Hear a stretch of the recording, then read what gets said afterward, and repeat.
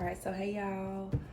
Tonight I am in the kitchen and I am going to make a charcuterie board for a holiday party. So they were trending. Charcuterie boards was trending a lot last year. So today we are going to attempt to make one at home. I really have a lot of fun making these. They can get really creative. You can spend a little or you can spend a lot. It's all up to you. But I'm going to show you how I put together the one I'm making today. So stay tuned. Hey y'all, so I chose some dry salami. I picked up all of the meat at my local Aldi, but you can really use whatever you like.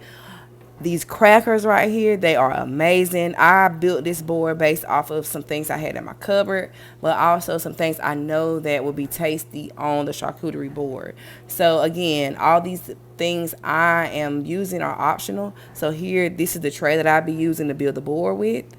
And the fruit that I chose, I used some red, really pretty red seedless grapes. Y'all, they were so sweet. Oranges, apples, the holiday fruit. So you can pick whichever you like. So here I'm preparing the antipasti. Now this is where I kind of got a little fancy. I took some string cheese and I cut it down the center lengthwise. And I'm going to roll it in a herb mixture. That's just Italian seasoning, a little bit of salt, and oil. I use a neutral oil. You can use olive oil, but I would use like a light tasting one. And I wrapped it in the Deli selection mix. I chose two different kind, but this was so good, y'all. This was a hit. Every one of them was gone. So now we're going to prepare the pepperoni rolls. I love to make these. They are so beautiful. They add so much style to your board. It just makes it so pretty. What you're gonna do, I used a shot glass. This was the only thing I had available that would make this work for me. But anything that's round and cylinder and has like a narrow opening would work fine. So what you're gonna do, you're gonna start layering the pepperoni slices around on top, and then once you build it up, you flip it over and pop it out and it becomes a rose. You kind of want to pack it tight because the tighter you pack it, the more it will stay together. So I decided not to use the apples, but I went with the orange and I just cut them like real thick slices, and I used the grapes as well. Now, this Boursin cheese is really good. It is a mixture of cream cheese, butter, garlic, and a whole bunch of like Italian seasoning and Parmesan. So good, so delicious, y'all. You do not have to spend that much on Boursin cheese. So now we're just going to start building up this board, y'all. And this is where it gets really fun and creative. Now, I like the place to dip down first because it usually takes up a lot of space. And I go around with, my crackers and just start like building up, adding whatever you like. I've seen where people actually draw diagrams before they actually on their parchment paper, and they'll lay it down and then they'll like just fill in the blanks. That's really cool too.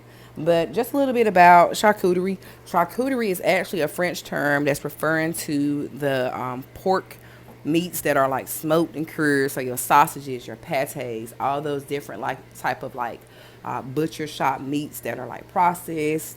A lot of the offals, or the parts of the animal that aren't normally consumed, are used in sausages. I think a lot of us know that by now.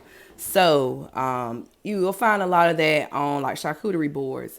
It's all up to you. In this case, our charcuterie is actually the pepperoni and the deli selection and the salami selection, which are pork products. And again, it gets really fun and creative. But you gotta move stuff around, and right here you see me contemplating, because what happened is the crisp, or the little lemon crisp things that I bought, I don't want them to get wet on top of the orange. So you kind of have to be strategic at how you place things, and kind of think.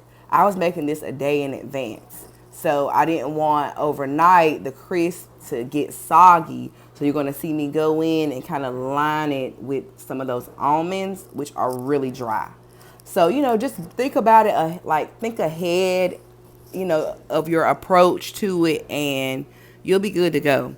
But charcuterie boards are so much fun. The crackers that I created were really fun as well. You can just just really put your style and your spin on it. I've seen ones that were, had a lot of fruit. I've seen ones that had a lot more meat, a lot of different cheeses. I've seen the grazing tables. They're so beautiful. But yeah, you can really just get fun with it, y'all. Have fun.